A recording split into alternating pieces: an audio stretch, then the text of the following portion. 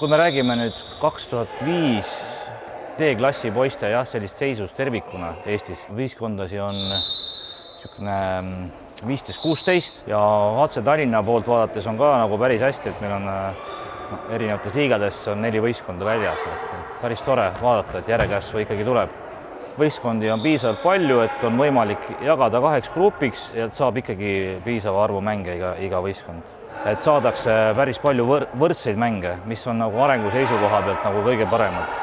Et ei ole suuri kaotusi, ei ole suuri võite, et see motiveerib poisse nagu rohkem pingutama.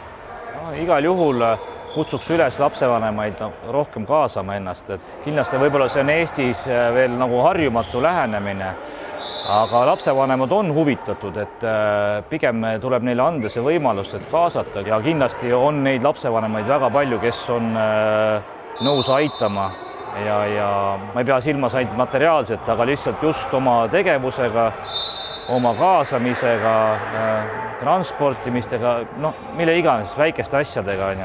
Et on nendel hea, lastel hea, klubil hea, et kindlasti peaks palju rohkem kaasama. Tähtis on, et võistkondades oleks hea kambavaim, et nad oleks toredad poisid, toredad inimesed ja kui neist ei tule ka kõigist käsipallurid, siis tähtis on, et nendest tulevad sümpaatsed ja toredad kodanikud Eesti Vabariigile.